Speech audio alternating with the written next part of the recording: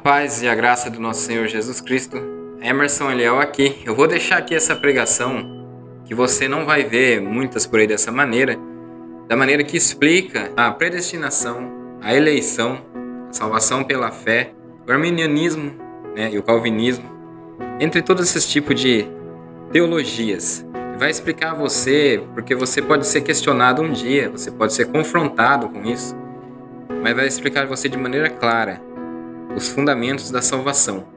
Você vai entender através dessa pregação. Eu estou fazendo aqui uma breve introdução, porque muitas vezes aqueles que estão aqui no canal ouvem falar dessas situações todas, mas não conhecem, na verdade, o porquê falam, qual a necessidade, e se isso é mesmo discutível, se isso tem necessidade de uma discussão, de um pré-julgamento e de tanta controvérsia. Você vai poder falar assim, mas esse aí está envolvido em polêmica, vai querer julgar esse pastor, esse pregador.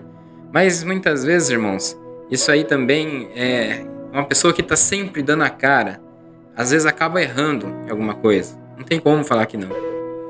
Mas aí não pode ser você desfazer tudo que ele era lá atrás.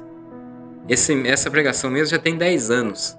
O que ajudou de pessoas é uma pregação muito expositiva, essa mesmo preenche você. E você preste atenção nos detalhes, se precisar volta o vídeo, tenta entender, pega a Bíblia, lê junto. Você vai entender, você vai examinar e vai estar preenchido. Talvez se você tá tendo um desânimo em tua vida, se você está inquieto sobre algumas coisas, essa é a hora de você se tornar mais forte, mais cheio do Espírito Santo. Eu vou deixar aqui a pregação. Espero que vocês curtem e compartilhem. Compartilha, irmão. Pode compartilhar com quem não entendeu o propósito da salvação, do nascimento de alguém, do nascimento de Jesus Cristo por toda a humanidade. E você vê aí, mas é brigas entre denominações, entre ideologias e teologias. Fica no vídeo e até o próximo vídeo. Deus abençoe grandemente. Boa noite a todos, a graça e a paz de Jesus aos irmãos. Nós vamos ler a palavra de Deus na carta do apóstolo Paulo aos Romanos, no capítulo 8. Romanos, o capítulo 8.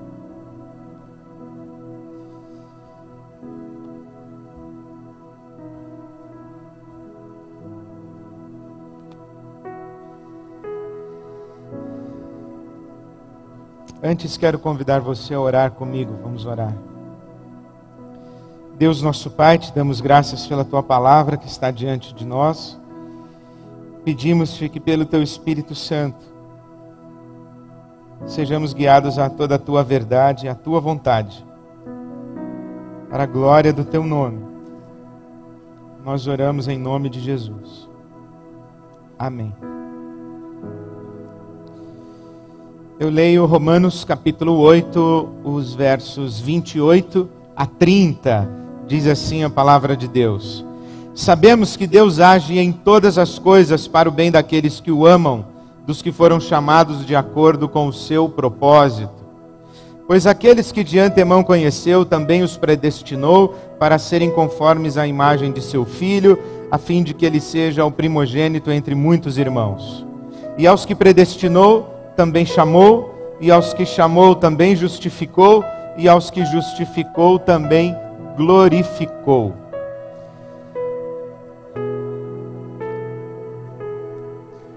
O conceito de salvação baseado em céu e inferno é um dos conceitos fundamentais da fé cristã, ou pelo menos da nossa tradição reformada, protestante, evangélica.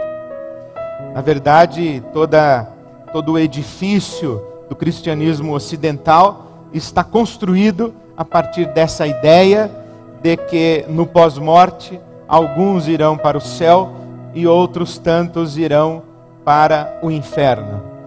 De acordo com o senso comum, inclusive, é muito maior o número daqueles que irão para o inferno do que o número daqueles que irão para o céu. As discussões a respeito deste processo ou deste processo de ir para o céu ou ir para o inferno, ou desta experiência de salvação, ela acontece desde sempre.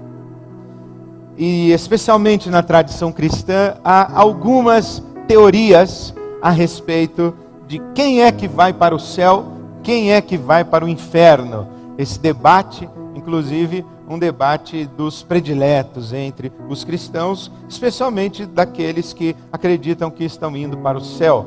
Quem acredita que está indo para o inferno, na verdade, não acredita que está indo para o inferno e, portanto, não se preocupa com o inferno.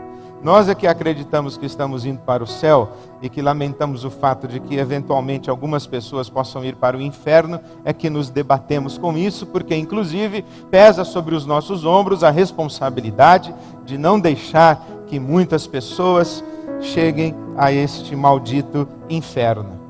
Mas as discussões são muito interessantes e as teorias a respeito de quem vai para o céu, quem vai para o inferno também. Por exemplo, penso que há pelo menos 4 teorias a respeito dessa questão. Quem vai para o céu, quem vai para o inferno. Chegamos aqui na carta de Paulo aos Romanos, neste capítulo 8, os versos 28 a 30, que dizem que Deus nos predestinou para sermos conformes à imagem de seu Filho, e aos que predestinou, Deus também chamou, Deus também justificou, Deus também glorificou. Esse conceito da predestinação, que é primo irmão do conceito de eleição, vai oferecer a base para as 4 teorias a respeito de quem vai para o céu e quem vai para o inferno.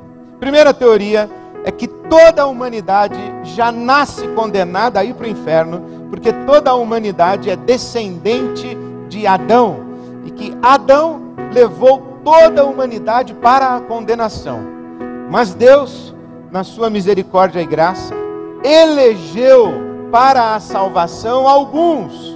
De todos os que estão já condenados ao inferno, Deus resolveu resgatar alguns, os eleitos, os chamados predestinados, mais precisamente em linguagem teológica, os que foram eleitos para a salvação.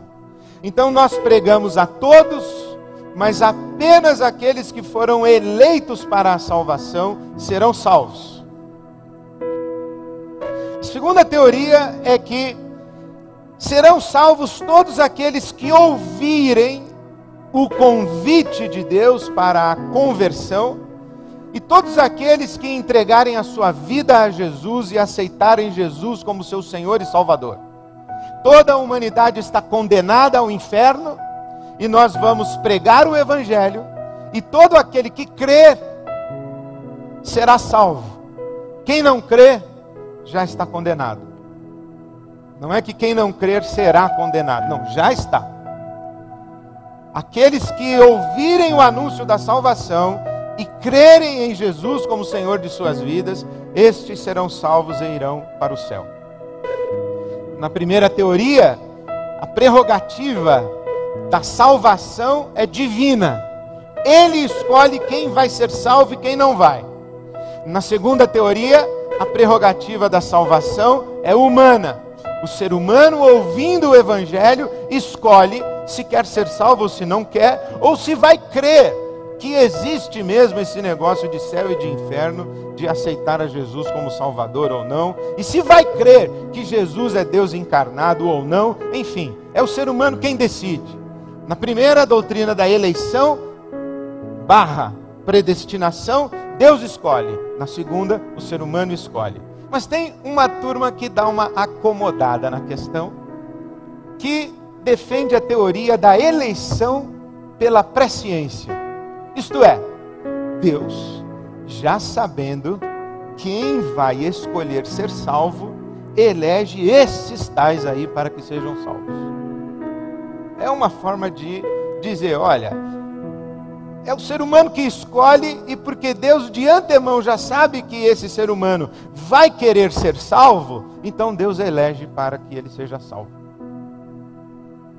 É mais ou menos essa interpretação que alguns oferecem para o versículo 29 de Romanos 8.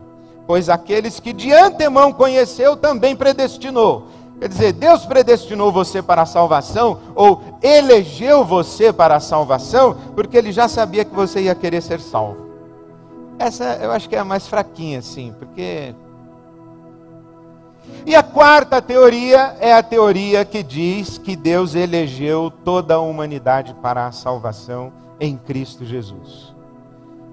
É a teoria que vai compreender que assim como o pecado de Adão condenou toda a raça, o ato de obediência de Jesus e a morte de Jesus na cruz do Calvário justificou e redimiu toda a raça, e que então toda a humanidade será salva por causa de Cristo Jesus. Essas teorias não passam disso. Teorias. São teorias. São teologias da salvação. E o que é uma teologia? A teologia é um universo de sentido baseado em determinados textos bíblicos. Você seleciona os textos bíblicos, com todo respeito, você pega os textos bíblicos, bate no liquidificador e dá uma teologia. Dá um todo de sentido. Mas se você colocar um outro texto bíblico no mesmo liquidificador, já dá uma mudança na teologia. E dependendo dos textos bíblicos que você coloca no liquidificador para bater os textos no liquidificador, dá uma teologia completamente diferente da outra. Então, por exemplo, se você pega alguns textos bíblicos que dizem assim: pregue o evangelho a toda criatura e a todo aquele que crê será salvo. Ou se você pegar: Deus amou o mundo de tal maneira e deu seu Filho unigênito para que todo aquele que nele crê não pereça.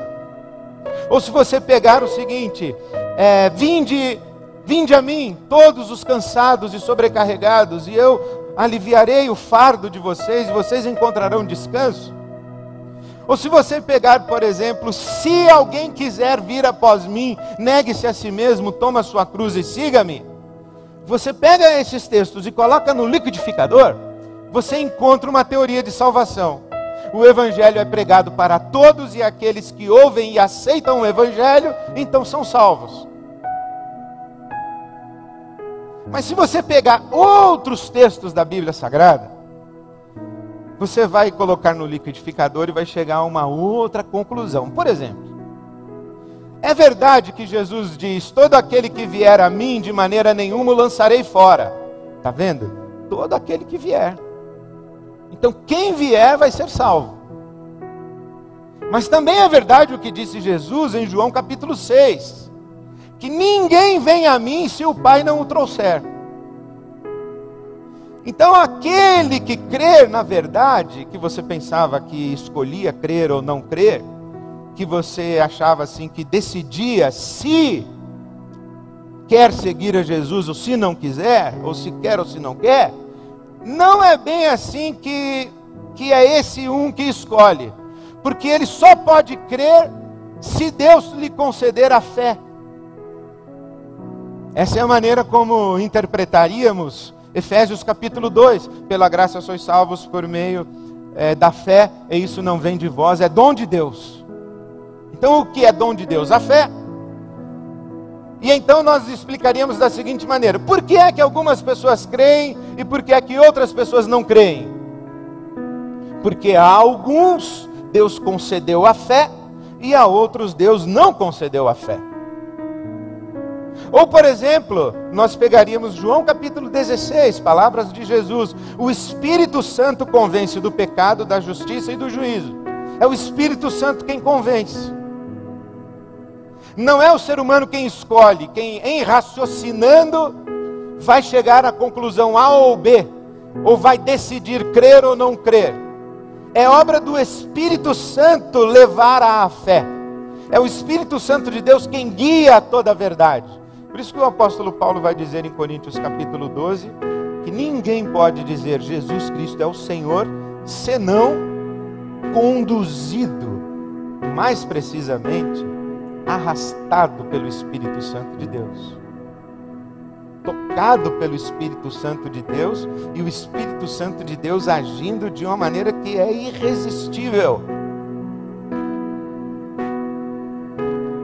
Então, o que é uma teologia? Uma teologia é um universo de sentido baseado em determinados ou selecionados textos bíblicos.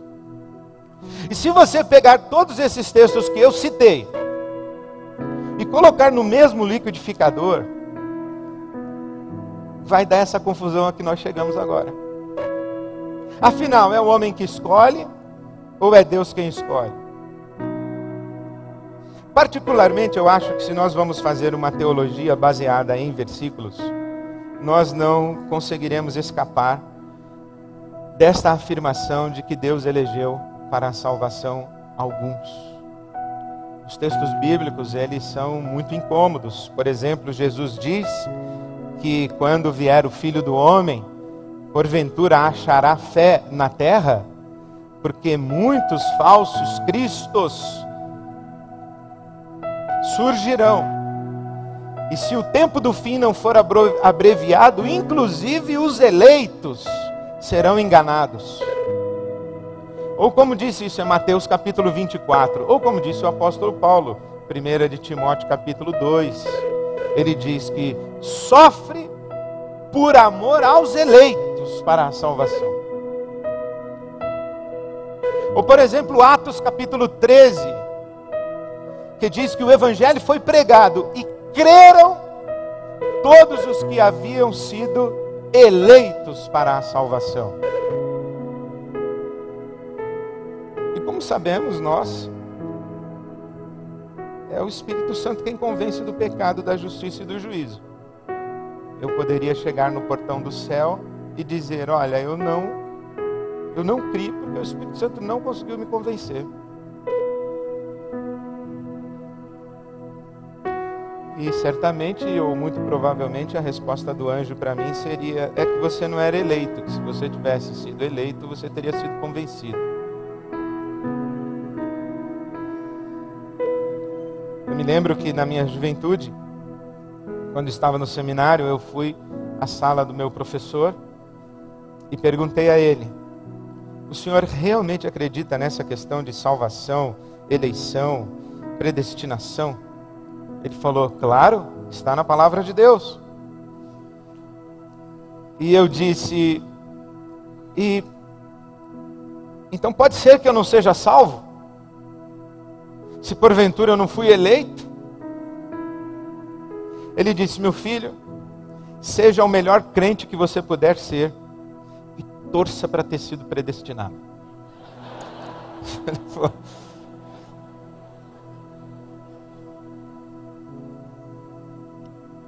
é o que eu estou tentando fazer. Eu estou tentando ser o melhor crente que eu posso. E só não faço figuinha porque é mandinga, né? Mas porque eu ia fazer uma figuinha para ser predestinado. Mas ele me disse uma coisa a mais que eu achei muito interessante, que faz todo sentido dentro da teoria que ele acredita. Ele disse, você está preocupado com a sua salvação? E eu disse, preocupadíssimo, eu estou desesperado. E ele disse, então fique tranquilo porque você é um eleito. Porque se você não tivesse sido eleito, você não estaria preocupado com isso. Então, aí sim, agora posso dormir tranquilo.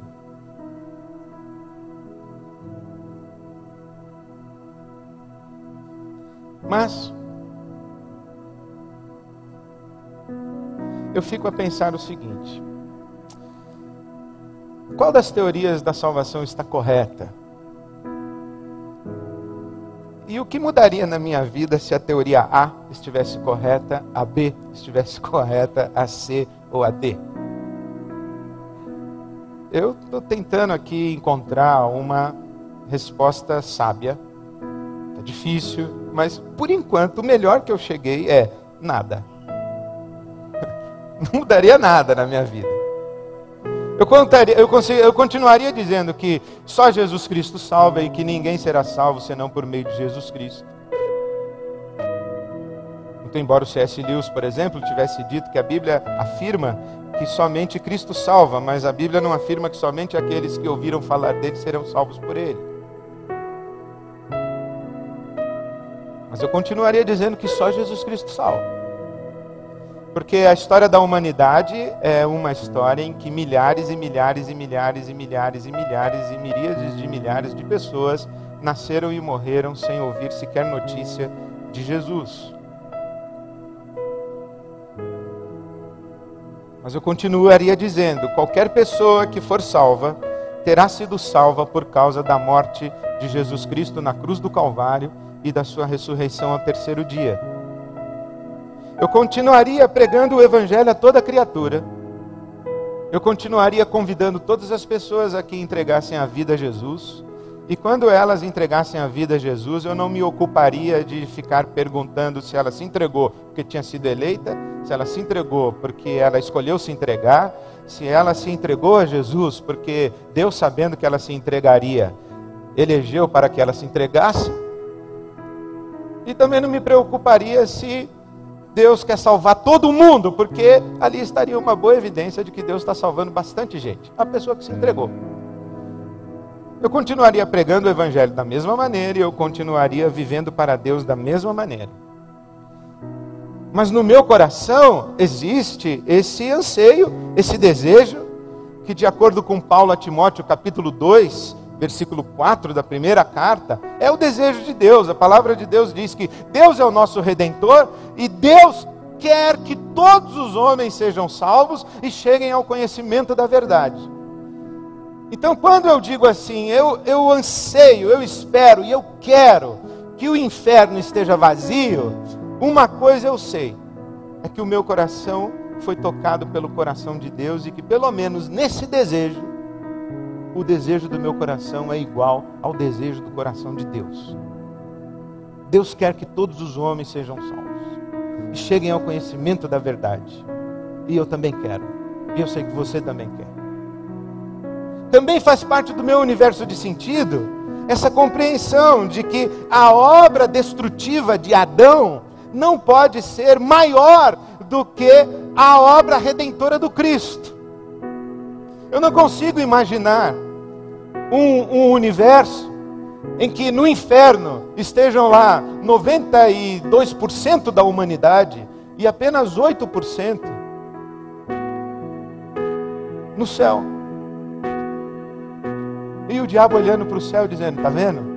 Levei mais. Minha capacidade de persuasão é maior do que a do Espírito Santo. Eu ganhei. Ou o inferno dizendo para Deus o seguinte, o seu amor é pequeno, redimiu alguns.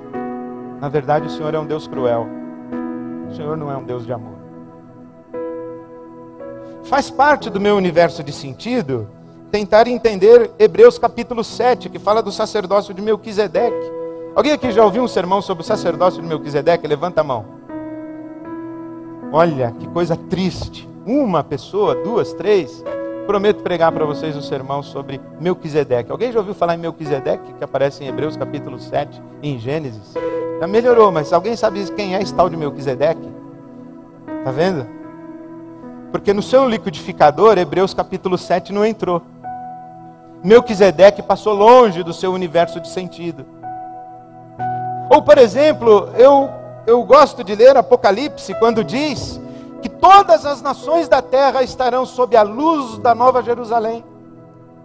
E que todas as pessoas serão governadas pela Nova Jerusalém.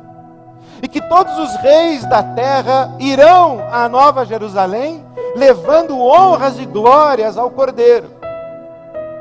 E isso é no novo céu e na nova terra.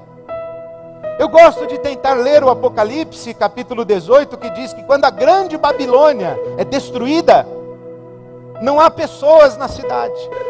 Nem mesmo os mercadores malditos estavam na grande Babilônia. A grande Babilônia vai ruindo, vai desmoronando, vai afundando, vai sendo destruída. E as pessoas ficam de longe, olhando a destruição da grande Babilônia. As pessoas não estão na grande Babilônia que está sendo destruída. Eu gosto de colocar esse versículo no meu liquidificador.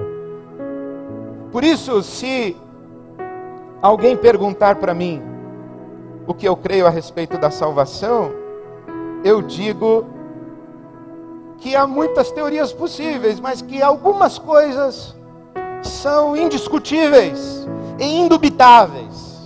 Estas três aqui, por exemplo, que aparecem em Romanos 8, 28 a 30. Então, encerrada a introdução, vamos ao que interessa. Muito bem. Romanos 8, 28 a 30. O que é indubitável a respeito da salvação? O que é indiscutível? Primeiro, é indiscutível que a prerrogativa de salvar pertence a Deus. Porque é Deus quem chama, é Deus quem justifica, é Deus quem glorifica, é Deus quem escolhe salvar, é Deus quem estabelece o destino do salvo, é Deus, tudo é Deus quem faz. Se há alguma coisa que nós humanos fizemos, nós fizemos em Adão. E o que nós fizemos foi andar para longe de Deus. Agora, a salvação é obra da graça de Deus, da generosidade de Deus, da bondade de Deus, do amor de Deus. Deus amou tanto o mundo que deu seu Filho. Deus amou tanto o mundo, inclusive que criou o mundo. Não somente criou, mas redimiu. E redimiu com estes atos que a Bíblia Sagrada vai chamar de eleição / predestinação, chamamento, aos que predestinou também chamou, aos que chamou também justificou, aos que justificou também glorificou. Aí se você quiser complicar a coisa, você fala, pastor, e a santificação? Não tinha que estar aí também?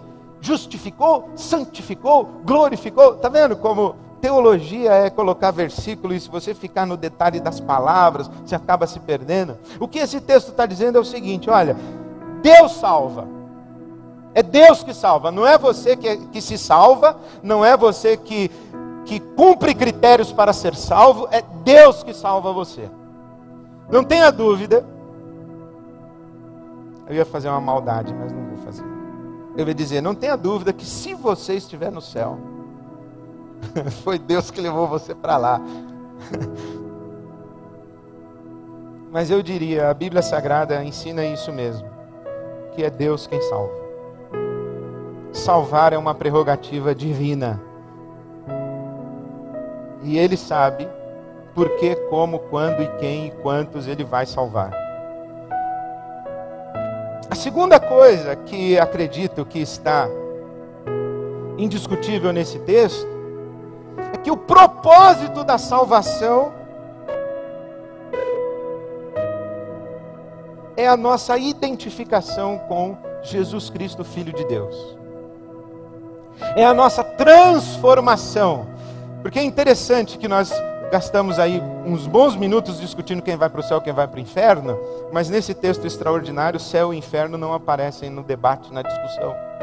O que está posto aqui é que, no entendimento do apóstolo Paulo, ser salvo é ser transformado à imagem do Filho de Deus, a saber, Jesus Cristo, o Cristo ressurreto. Isso é ser salvo. O nosso destino não é um lugar, o nosso destino não é um ambiente, o nosso destino não é um outro espaço de vida. O nosso destino final é uma pessoa, é Jesus Cristo. É nós nos tornarmos semelhantes a Jesus Cristo, de tal maneira que Jesus Cristo seja apenas o primogênito entre muitos irmãos, o primeiro entre muitos irmãos. Então salvação tem a ver não o lugar para onde você vai depois que você morre. Salvação tem a ver com o tipo de ser humano que você é. E esse tipo de ser humano que você é um ser humano à semelhança do Cristo ressurreto.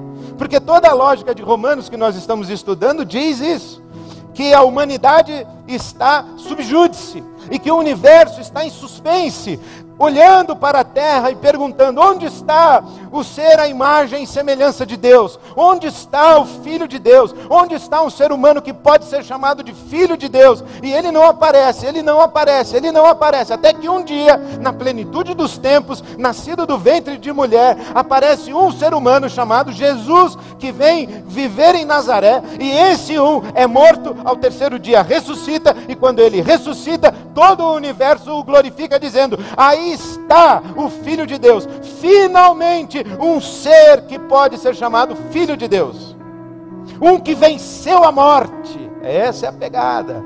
um que venceu a morte. Aí está o Filho de Deus. Pela ressurreição foi identificado como Filho de Deus, é Romanos capítulo 1. E a nossa salvação o que é? É nós também sermos levados por Cristo a vencer a morte.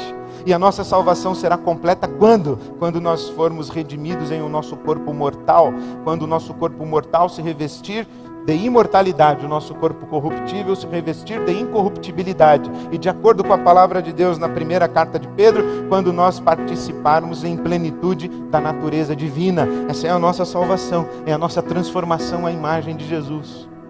E se isso é verdadeiro, isso ressignifica toda a nossa experiência religiosa. Porque a grande peregrinação da nossa experiência religiosa, ela é uma peregrinação que não está ocupada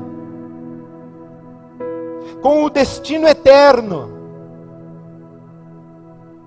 Não está ocupada com o destino eterno. E não está ocupada com as circunstâncias da vida. A nossa peregrinação espiritual é uma peregrinação de quem está ocupado e preocupado em conhecer a Jesus e experimentar o poder da ressurreição de Jesus e em se tornar uma pessoa cada vez mais semelhante a Jesus. Porque se é verdade que somos seres miseráveis e que gritamos com o apóstolo Paulo, miseráveis seres humanos que somos, quem nos livrará do nosso corpo mortal? Miseráveis seres humanos que somos, porque o bem que queremos fazer não fazemos, o mal que não queremos esse fazemos. Também é verdade que nós afirmamos que já recebemos os primeiros frutos da nossa salvação, que o Espírito de Deus já habita em nós, que o Espírito de Deus já nos envolve e produz em nós o seu fruto. E se é verdade que não podemos tudo, é verdade também que podemos muito. E se é verdade que ainda convivemos com a morte que nos puxa para baixo, também é verdade que o poder da ressurreição já nos envolveu e nos arrebata para cima, na direção de Jesus. Então, nós podemos sim, hoje, nós podemos ser pessoas e seres humanos diferentes, em quem o fruto do caráter e da natureza de Deus pode se tornar aparente, ainda que palidamente aparente, mas pode se tornar aparente. Nós podemos amar em um amor genuíno, nós podemos nos compadecer em uma compaixão genuína, nós podemos nos solidarizar e é uma solidariedade genuína, nós podemos ansiar a justiça e o nosso senso de justiça é apurado pela iluminação de Deus no nosso entendimento. Nós podemos sim praticar o bem, nós podemos sim criar e construir o belo. Por quê? Porque Deus já age em nós, e nós podemos ser seres humanos que se levantam ou que são puxados por Deus para acima da mediocridade de uma raça miserável. Mas isso não é virtude nossa, é o poder do Evangelho, o poder de Deus para a salvação de todo aquele que crê. Você crê? Eu creio que Deus pode me dar a mão e me levantar da minha condição de miserabilidade a partir de agora. E um dia eu serei absolutamente livre e liberto e redimido da minha condição de homem miserável. Eu creio assim, esse é o Evangelho. Eu não estou preocupado se eu vou para o céu, se eu não vou. Claro que eu quero ir. Qual seria o ser humano que você perguntar, você quer ir para o céu ou quer ir para o inferno? No máximo o cara vai dizer assim, rapaz, eu tenho dúvida se existe céu e inferno, ou se a vida acaba aqui agora, mas se tiver céu, você quer ir para o céu ou quer ir para o inferno? É claro que eu quero ir para o céu. Então, você deixa Deus levar você para lá? Claro, ele fica à vontade. Então, beleza, então o céu é isso aí. Agora, eu estou preocupado com que tipo de ser humano eu sou uma vez que eu creio. Que tipo de ser humano eu tenho me tornado uma vez que eu entendo que o propósito de Deus ao me chamar, não foi me levar para o céu, foi me transformar à imagem de Jesus. E a nossa peregrinação espiritual, portanto, a gente faz essa peregrinação se olhando no espelho. Isso faz completamente diferente a nossa experiência religiosa. Porque, a grosso modo, a nossa experiência religiosa é ocupada com as nossas circunstâncias. É ocupada com as situações ruins das nossas vidas. E a maioria esmagadora das pessoas busca a Deus porque quer uma vida mais confortável, porque quer uma vida livre de sofrimento, porque quer uma vida cujos limites e limitações da existência sejam estendidos pela intervenção de um Deus que favorece alguns em detrimento de outros. A maioria das pessoas busca a Deus porque não quer sofrer e porque quer ser feliz nos seus próprios termos, e acredita que Deus é o responsável, Deus é o agente necessário para que essa felicidade seja concedida. Quando alguém diz assim, Deus tem misericórdia de mim,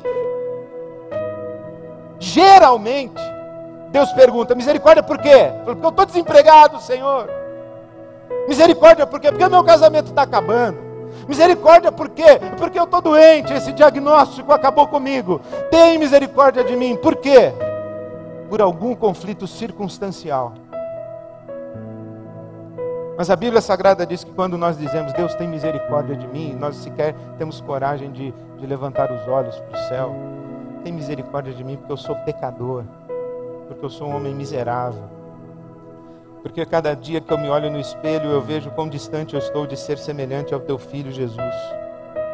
Tem misericórdia de mim. Não me trata segundo o meu pecado, mas segundo a tua graça, a tua bondade e generosidade. Não deixa de soprar o teu Espírito na minha vida. Tem misericórdia de mim. Esse é o propósito de Deus para nós. O propósito de Deus é a nossa transformação. Aí talvez você diga assim, pastor, lê de novo aí o versículo que você está um pouco equivocado. Olha aí, ó, começa assim. Deus age em todas as coisas para o bem daqueles que o amam. Deus, ele vai arrumando emprego aqui, ele vai curando um acolá, vai restaurando um casamento assim, vai trazendo um filho drogado para casa. É isso que Deus faz. Quando tem um assalto é porque Deus está deixando que uma coisa ruim aconteça para que uma coisa boa aconteça depois. Porque seu carro, se você fosse vender, ia pegar um precinho ruim, mas assaltado, o seguro já devolve o preço cheio. Isso é de Deus, pastor, isso é de Deus. Todas as coisas cooperam para o bem. Francamente, hein? Você já pensou nisso, né? Do jeito que você riu, eu achei que você já pensou. Bem que Deus podia fazer meu carro ser roubado. Para eu pegar a grana do seguro, porque ele está bem acabadinho. Essa ideia de um Deus manipulador de circunstâncias, né? Bom, primeiro deixa eu dizer, você acha que eu não quero isso? Claro que eu quero, eu sou um ser humano, eu quero que os meus filhos, quando estão de madrugada andando pela cidade de São Paulo, que eles estejam numa bolha de proteção. Os filhos dos outros não sei, mas os meus eu quero.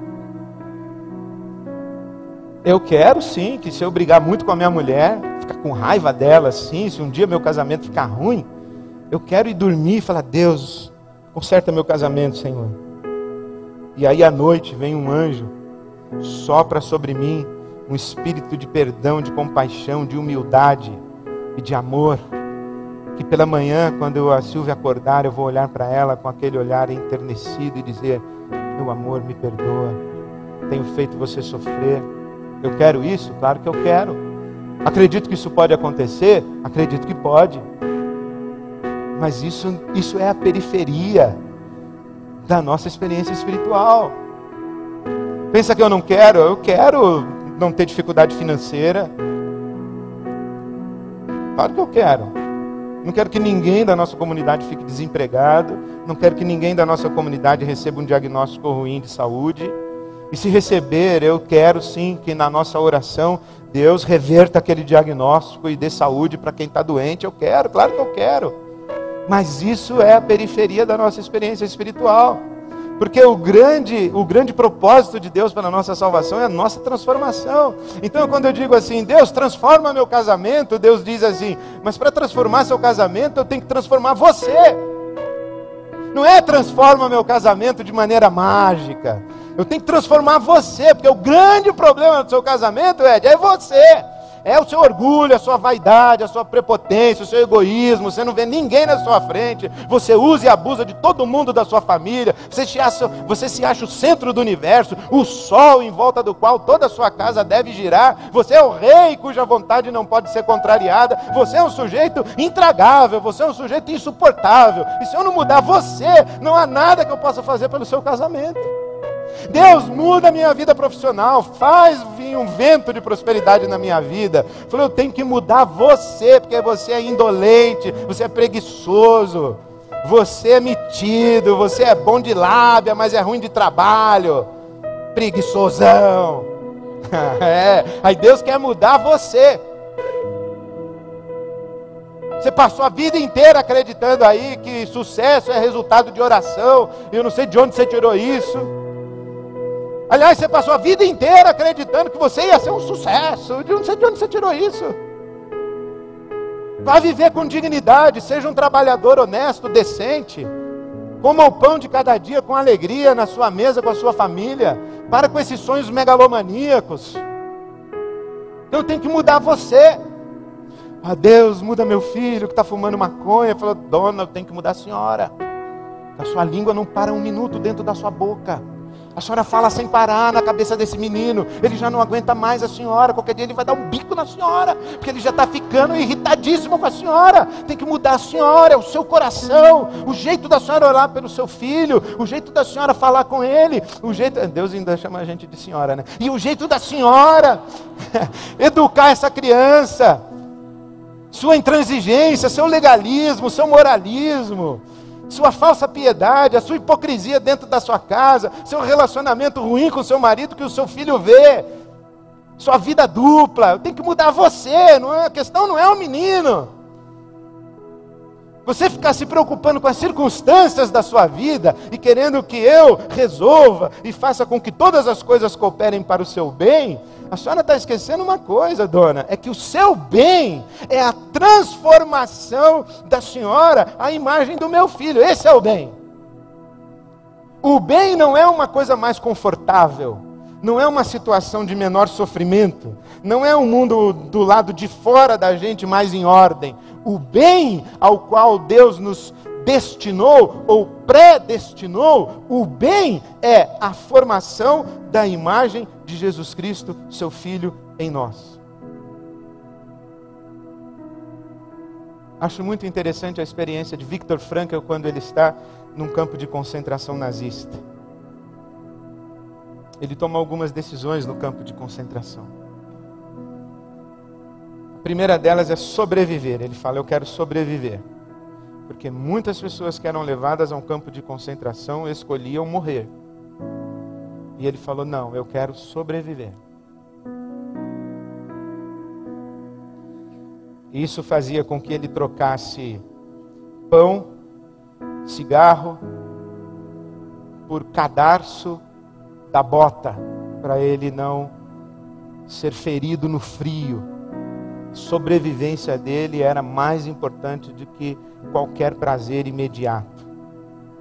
A segunda decisão que ele tomou foi, eu quero ser útil nesse campo de concentração, me doando e doando em serviço a essas pessoas, tudo aquilo que eu sei e que eu aprendi na vida, toda a minha capacitação, todo o meu conhecimento, todo o meu treinamento. Ele era um psicanalista ou um terapeuta, ele é o precursor da logoterapia, a terapia do sentido. Ele diz, eu quero cuidar dessas pessoas e emprestar a elas os serviços médicos que eu posso oferecer a elas aqui no campo de concentração.